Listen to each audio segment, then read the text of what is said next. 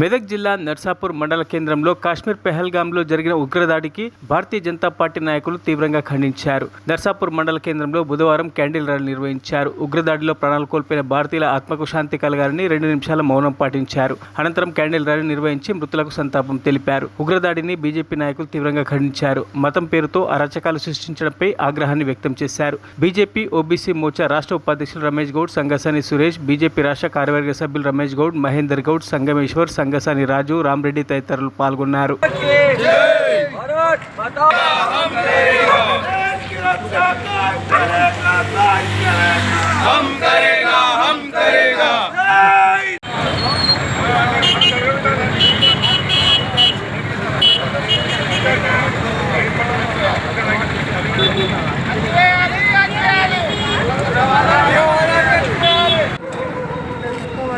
జరిగిన ఈ పిరికిపంద ఉగ్రవాద చర్య దేశం మొత్తం ప్రజలు ఎంతో భయంకరంగా చూస్తున్నారు.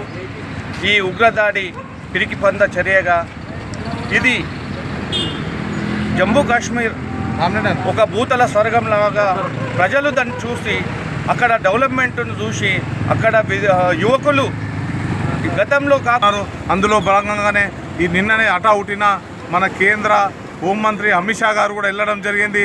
అట్లనే చాలామంది ఈ దేశంలోనూ ఎప్పుడు కూడా అరాచకాలు జరుగుతూనే ఉన్నాయి. దానికి ఏదైతే పోలీసు కావచ్చు రక్షణగా కల్పిస్తూ ఉన్నారు. ఏదైతే ఈ దేశం మీద ఎన్నో దాడులు జరుగుతున్నాయి. దేశ సంస్కృతి మీద, దేశం యొక్క హిందూ సాంప్రదాయాల మీద కూడా దాడులు జరుగుతూ కూడా ఎప్పుడు కూడా ఏదైతే గత 500 సంవత్సరాల నుంచి కూడా దాడులు జరుగుతాయి. ఎప్పుడు కూడా ఉగ్రవాదులు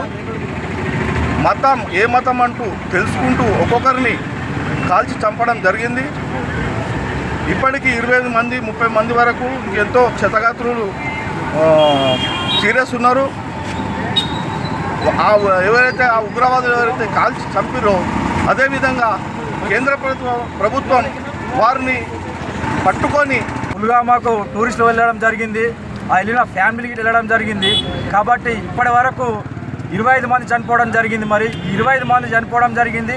మరి అంత ఇంటెలిజెంట్ వ్యవస్థ ఏం చేస్తుంది, కేంద్ర ప్రభుత్వం ఏం చేస్తుంది అని చెప్పేసి మేము అడుగుతూ ఉన్నాం. మరి ఈ బీజేపీ ప్రభుత్వం వచ్చిన నుంచి అరాచకాలు పెరుగుతూ ఉన్నాయి. మరి 370 ఆర్టికల్ రద్దు చేసి అక్కడ ప్రత్యేక రాష్ట్రాన్ని ఏర్పాటు చేసిన తర్వాత